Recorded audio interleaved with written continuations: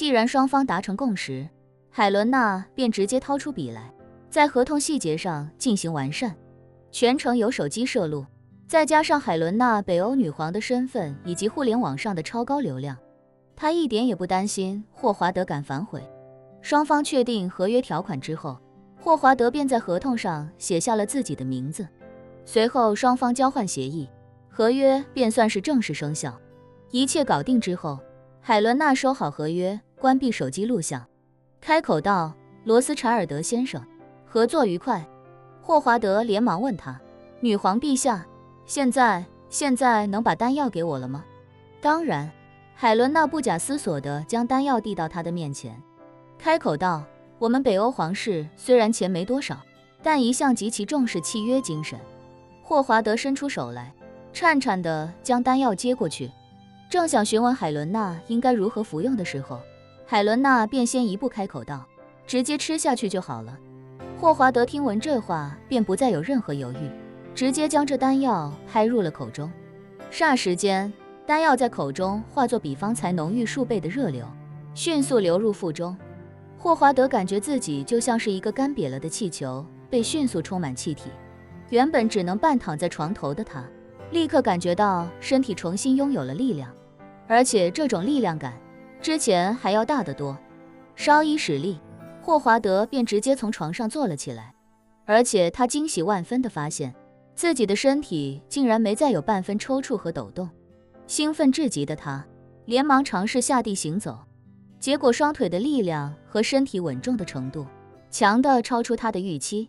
原本没中风的他，身体也已经比较孱弱了，走路虽然不用拄着手杖，但也是步履蹒跚。可是现在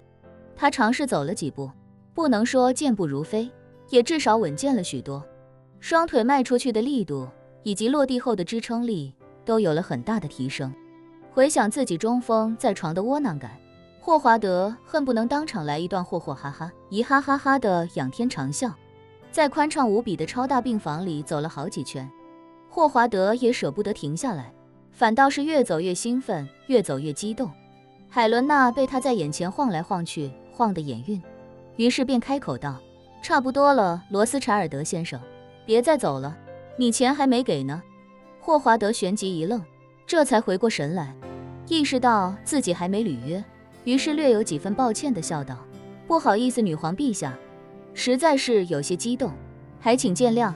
说着，他立刻说道：“400亿丹药的费用，500亿押金，900亿美元，我立刻让人支付，钱款直接打到合约上那个账户上，对吧？”海伦娜点了点头：“没错，辛苦罗斯柴尔德先生，直接安排吧。”说着，海伦娜笑着说道：“罗斯柴尔德先生，有没有发现你已经不再口吃了？”“是哦。”霍华德右手虚空托在身前抖擞几下，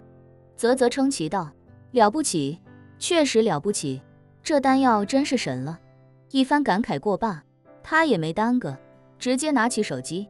与自己的财务总监联系，让对方安排转账付款。900亿美金放在任何国家、任何群体都是一笔天文数字，尤其是这么多的现金，简直无法想象。但对罗斯柴尔德家族来说，这点钱根本不算什么，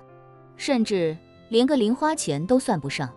罗斯柴尔德家族的财力早已经不是局外人所能估量计算的。这么多年来，他们在无数领域都有显性和隐性的投资。所有注册在开曼群岛和维京群岛的离岸公司，只要还没上市，就不需要披露股东信息。这里面就有大量罗斯柴尔德家族持股甚至控股的企业，究竟价值多少根本无从查证。而即便是上市公司，也只是1级市场才会披露股东信息，2级市场通过各种渠道买入持有，根本就无法统计。而且罗斯柴尔德家族在世界各地都有地产、能源、矿产、交通等方面的投资，可以说随便哪个行业站上了风口，罗斯柴尔德家族都能从中攫取巨额财富。殖民时期的不列颠号称日不落帝国，是因为他们几乎在每个时区都有自己的殖民地，无论太阳照到哪里，都有他们的一块地盘。而罗斯柴尔德家族就等于是经济领域的日不落帝国，全世界只要能赚钱的领域，几乎都有他们的布局，所以无论风口吹响哪里，那里都一定有他们的一席之地。就像 AI 的井喷式发展，罗斯柴尔德家族单单从英伟达的持股上，就已经浮盈了至少3000亿美金，这还不包括他们在 AI 产业上的投资所产生的价值。如此一个强大的金融帝国，如果真把他们的资金审计清楚，估计很有可能在10万亿美元以上的规模。所以900亿美元现金，霍华德只是一个电话，一番嘱托，就秘密汇到了北欧皇室在瑞士的银行账户。海伦娜收到资金到账的提示之后，终于松了一口气，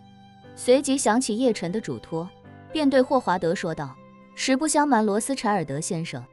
这种丹药如果放在拍卖会上，根本不可能以这么低的价格成交。我之所以把它带来卖给你，一方面是对你们的 AI 非常感兴趣，另一方面也完全是看在你儿子史蒂夫的一片孝心，先暴打一顿，再给颗糖吃，是叶晨的拿手好戏，对史蒂夫也自然不能例外。他要让史蒂夫从内疼到外的同时，还能清晰地感受到嘴里的甜味儿，所以他才叮嘱海伦娜不要忘了给史蒂夫留点功劳。哦，霍华德好奇地问道，史蒂夫知道女皇陛下有这种神药？海伦娜摇摇头，那倒不是，只不过他听说你中风之后，确实表现得非常痛苦，我也看得出他是真心关心你的。顿了顿，海伦娜又道，我认为每一个孝顺父母的人都值得尊重，也是他这番孝心感动了我，所以我才想着带上丹药来纽约看望你，顺便看看能不能达成交易，也算是救你半条命。霍华德心中惊讶不已，没想到自己这个大儿子对自己的身体竟然如此关心，确实有些超出他的预期。毕竟自己老爹当初病危的时候，自己那心情可是十分激动且兴奋的，到现在自己还记忆犹新，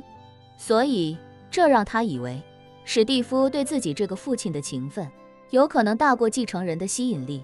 这确实是让他倍感欣慰，也让他对史蒂夫的好感又进一步增长了不少。海伦娜见他似乎正在沉思，于是便冷不丁地开口道，罗斯柴尔德先生，你能有如此孝顺的儿子，确实是非常值得欣慰的。我相信今日他正式继位之后，一定能把罗斯柴尔德家族经营好，毕竟以德服人才是营商的最高境界。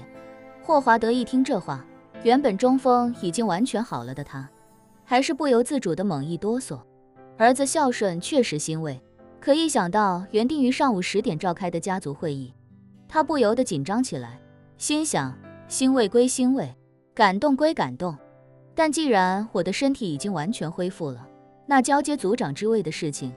也肯定要暂时搁浅。我本身就不想这么早传位给史蒂夫，之前决定传位也是中风后的无奈之举，现在身体恢复了，自然没有传位的可能啊。想到这，他又不禁暗忖，虽说这样会对史蒂夫有些不公平，但我相信既然儿子这么孝顺我，把我的身体看得比自己继位还重要，那他肯定不会对此有多大意见的。再者说了，就算他有意见，我也可以补偿他一下吗？之前不是一直没完全敲定继承人的身份吗？这次干脆就趁着10点钟的家族会议，直接给他定死，让他至少还能吃上一颗定心丸。